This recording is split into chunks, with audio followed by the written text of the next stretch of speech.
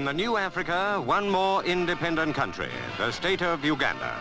At Entebbe Airport, Prime Minister Milton Obote and His Highness the Kabaka wait to greet the Britannia, which brings the Duke of Kent to represent the Queen at the independence celebration. And with the Duke, of course, his beautiful young Duchess. Lady Coots, wife of the Governor, greets the Duchess while the Duke shakes hands with the Kabaka. A formal occasion, but more than that, because Uganda is gaining its freedom without bitterness, at its own request, becoming an immediate member of the Commonwealth. So the traditional gestures have a real meaning of friendship.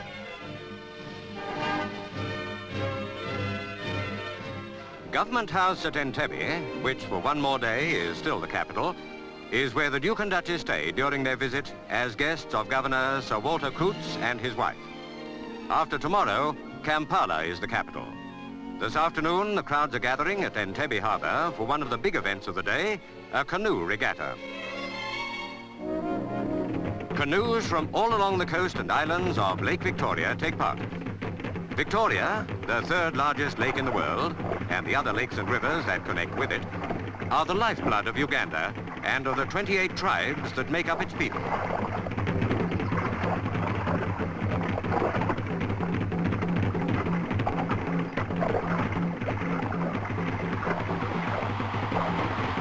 Biggest of the tribal areas is the Kingdom of Buganda, of which the Kabaka is the hereditary ruler.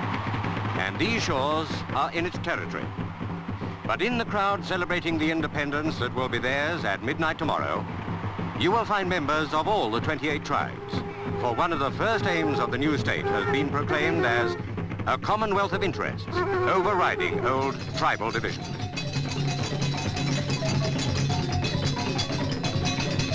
At Twikobi, the Kabaka's palace, His Highness is to give a cocktail party. And more crowds are waiting and entertaining themselves while they wait to see the Duke and Duchess arrive. But first, the Guard of Honor.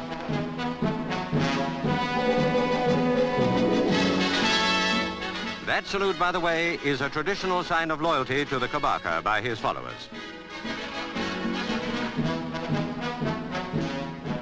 The Kabaka himself arrives, a ruler whose dynasty and kingdom were thriving long before the first European explorers came.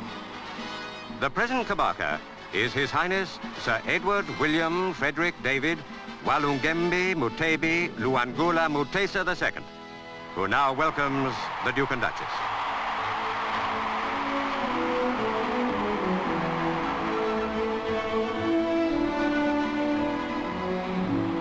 And now the Kabaka presents his ministers to the Duke and Duchess.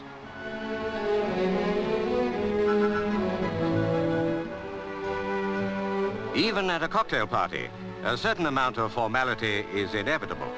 But the crowds in the streets have no such inhibitions. They've got a new independence to celebrate, and they celebrate it, pausing to greet their visitors as they go by.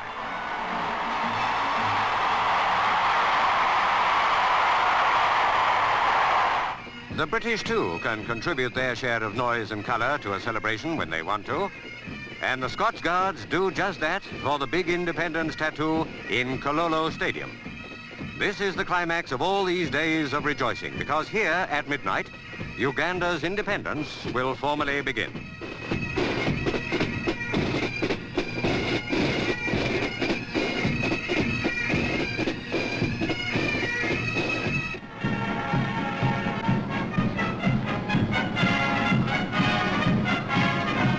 At midnight, Sergeant Major Sidney Small of Birmingham lowers the Union Jack that has flown in Uganda for nearly 70 years.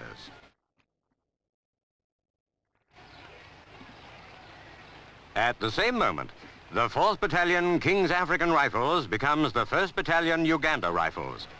And to replace the Union Jack, the black, gold and red flag of the new young state, Uganda is born again, free and independent.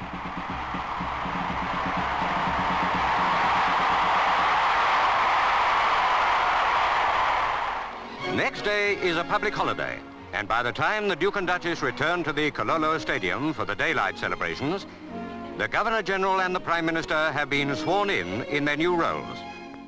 the Duke of Kent speaks to the people of Uganda, bringing a message of goodwill and congratulations from his cousin, the Queen.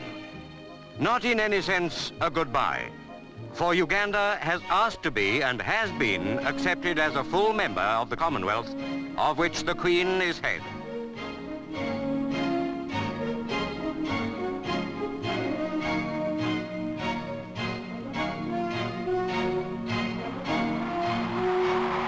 Next morning, the Duke and Duchess arrive at Parliament House for the state opening of Parliament.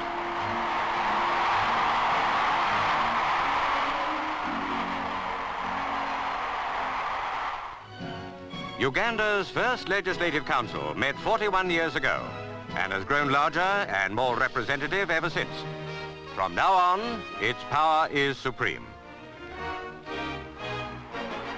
Good luck to a new country, a new member of the Commonwealth, a new member of the growing community of African peoples. Britain has come a long way with you and wishes you well.